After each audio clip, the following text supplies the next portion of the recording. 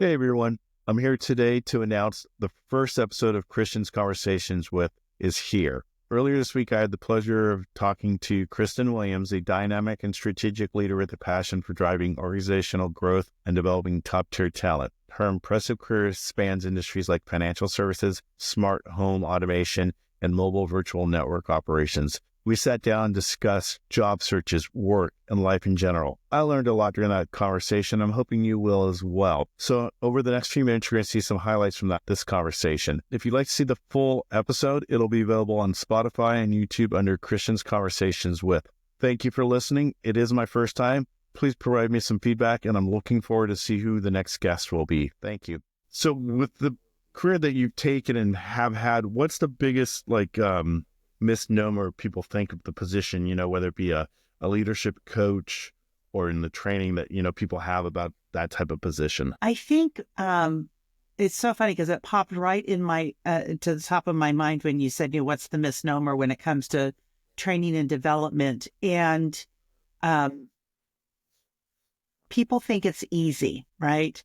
Let me give you a sort of an analogy to that. Everybody here listening has probably seen somebody give a great presentation, right? Maybe they've been up on stage, maybe it's, been in person or virtual or what have you, and they give this great presentation and they're like, they've got great presentation skills. Giving a presentation's easy, even though talking publicly is one of the biggest fears everyone has. You see it and it looks easy, but the level of intricacies and dependencies in the work that you do, whether it be in design or delivery, is so intentional and thought out that for those that make it look easy, or you walk out of a training or a session and like, that was the best I ever had, but you can't put your finger quite on it.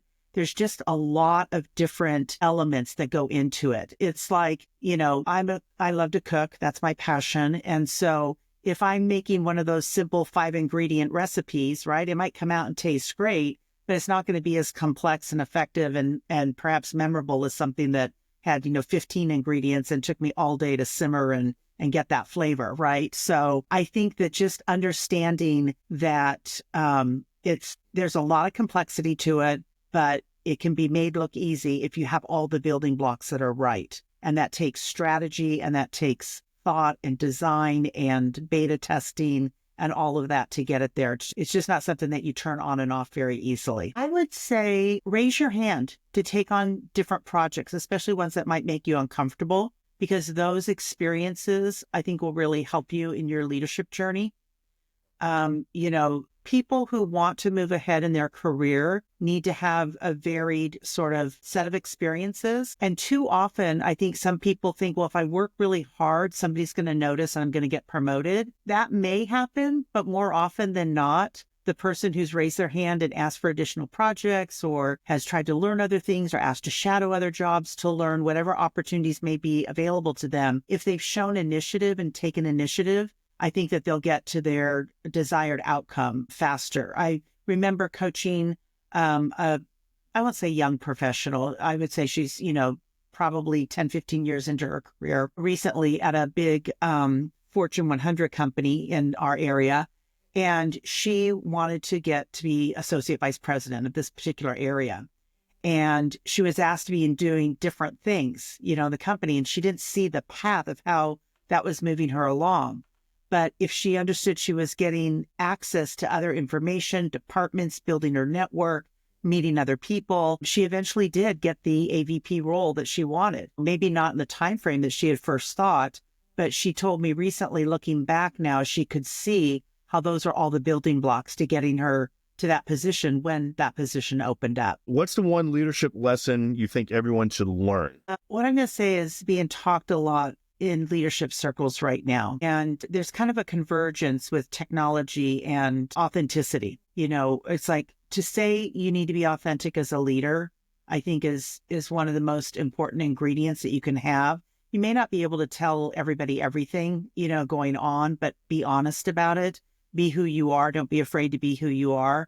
And if we look at that intersecting with AI technology, right, in leadership, I think that's going to be a challenge for people that are, using some of those tools to then balance their authenticity with it. So, if you are having a difficult conversation with somebody and you AI, the top 5 tips, for having a difficult conversation. If you go robotic on trying to be those five rather than taking a look and going, which ones could I really be authentically, I think is important. So I think authenticity, and if I can give a second answer to that, I think curiosity. I think leaders need to be curious. We need to be curious about our people, our processes, what they're going through, what we can make better, try to understand what's going on as opposed to coming in and trying to solve a problem, I think is just a great attribute for any leader. Yeah. Those two would be really important. Yeah, curiosity is definitely, especially a new leader in a sense, because a lot of times a leader is brought in to